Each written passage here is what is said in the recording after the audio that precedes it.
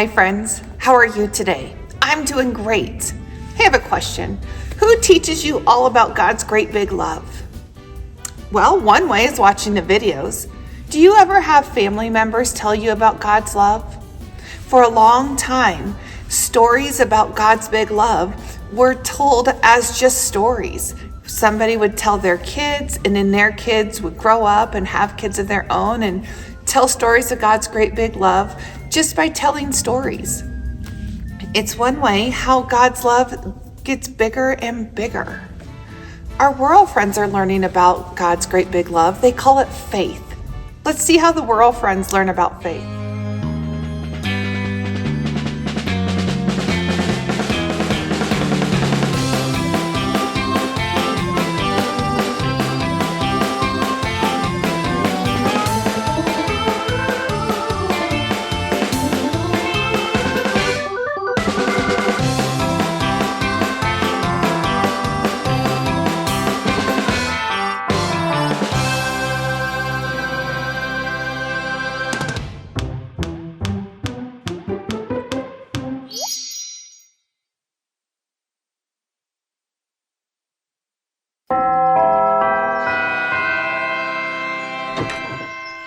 Man, Pastor Donna's sermons are the best. She brings history to life. It's amazing to think how much the church has developed since the time of Jesus.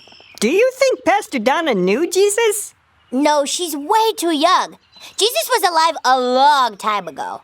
Oh. At least 50 years. Really? Hey, maybe Pastor Donna's grandparents knew Jesus. Oh, definitely. Just think, 50 years ago, nobody knew about Jesus or being a Christian. But now the church is a worldwide organization. And it all started right here at First Second Church. Wow. You know what? I'll bet if we went to the church archives, we could find pictures of the apostles. Oh, I want to read Luke's diary. To the archives! Find any pictures of Paul? I don't know, Otto. None of these photos look like they're from biblical times. No one's in robes and sandals. Everyone is in suits and horn-rimmed glasses. And a lot of these pictures have cars in the background. The disciple photo album has to be around here somewhere. Fret not, archive novices. Who said that? What's a novice? Greetings. I am volunteer archivist Victor, here to answer any of your First Second Church questions. Is this a trick, Victor? Not at all. If a volunteer archivist did not respect the truth, why, the whole of society would collapse instantly. Can you show us where all the pictures of the disciples are? I don't know about portraits of the disciples per se, but I can show you the pictures of Pastor Aloysius and the other founders of First Second Church. No, we mean the photographs of the disciples. You know, from the time of Jesus, 50 years ago. The time of Jesus was not 50 years ago. It was, in fact, 2,000 years ago. Pastor Donna's grandparents were alive 2,000 years ago? Montgomery, what on earth are you speaking of? But didn't Pastor Donna say that her faith was passed down to her from her grandparents to her parents and then to her? Yes, and from her great-grandparents to her grandparents, and her great-great-grandparents to her great-grandparents, and so on and so forth. All the way back to the ancient Middle East. So Pastor Donna's grandparents' faith didn't come from hanging out with Jesus? No, it was something that was passed down to them, like a present. A present? Best kind of present there is, Montgomery. Hey, we all got the same present. And we can pass it on. That's the spirit. Now, who wants to help me alphabetize some super old letters? Oh, this is fun. Alphabetizing A before B. Then there's C and D and E and F and G, and then I go to H, and then it's I, then J, then K. I get lost at that part. L, M, N, O, P, and then a Q, and then I lost my place. Oh, no. Oh, I gotta start over. Oh, well. I know Z is last, so I'll just put that one right there.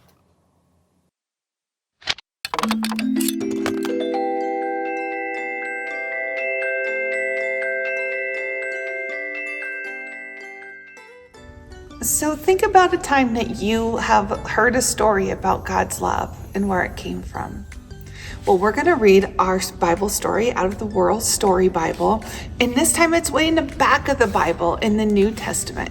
It's actually written as a letter that they put into the Bible. Let's read the letter. You can find this letter in 2 Timothy chapter 1, verses 1 through 14. Our story is called Timothy's Faith. Paul felt lonely in prison. He thought about the trips he used to take with his good friend Timothy. Timothy is wonderful at teaching others about Jesus, thought Paul. He was young when I first traveled with him, and now he's a pastor. I wonder how he's doing. Paul decided to write a letter to Timothy. Dear Timothy, I love you and miss you very much. You are in my prayers day and night. I wish we could see each other again. I remember when we first met.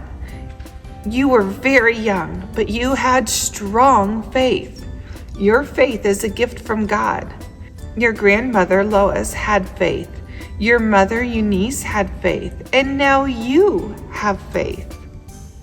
Our world friend says, I wonder if Timothy's grandmother Lois told the same stories about Jesus that my grandma tells me.